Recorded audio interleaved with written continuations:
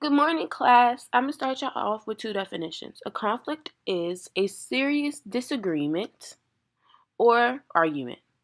Now, on the other side, a conflict on the a compromise on the other hand is an agreement or settlement of a problem or issue or dispute. Some may ask what's the difference between January 1st, 1956 and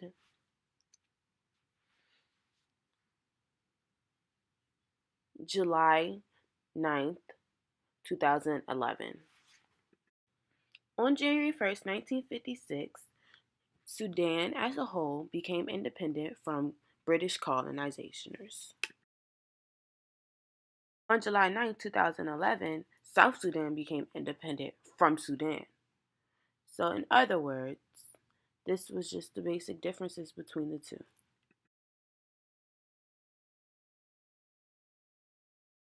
Some may ask, why did South Sudan split from Sudan?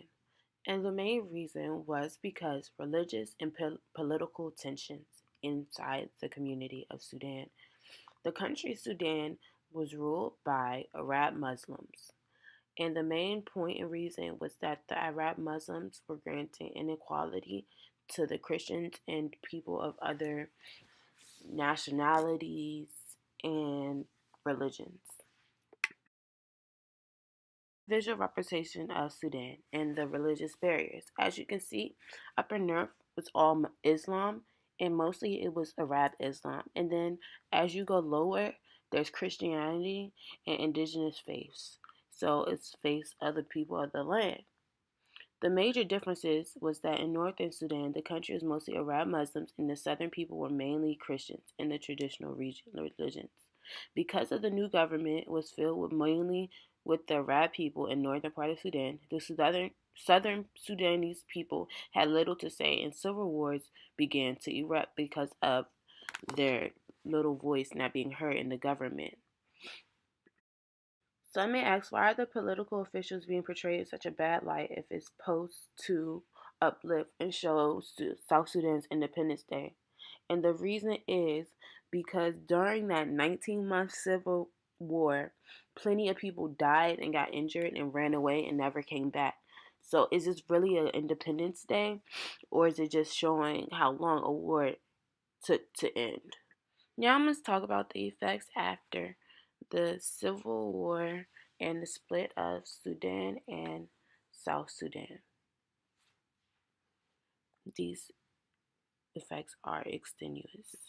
As you can see, the split kind of evenly split up the oil producing areas, but what it didn't take into context is that South Sudan didn't have major deals of actually refining oil programs and factories, so that Northern Sudan still had refining areas, but Southern Sudan didn't. So, what's oil if it can't be refined?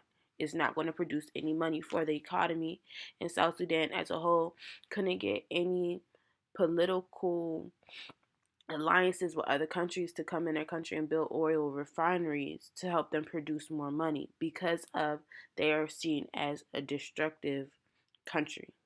So not only the fact that South Sudan wasn't producing any money from the oil, but another thing came into play when Northern Sudan released all their prisoners that they felt as though came from rebels of South Sudan and took them back to the country. So now not only South Sudan has limited income because of the oil prices, but they also have a lot of prisoners in their country. So the conflict is that South Sudan members of Christianity and other religions felt as though they wasn't getting the respect and equality they deserved. So the compromise was to split South Sudan and Sudan as a whole.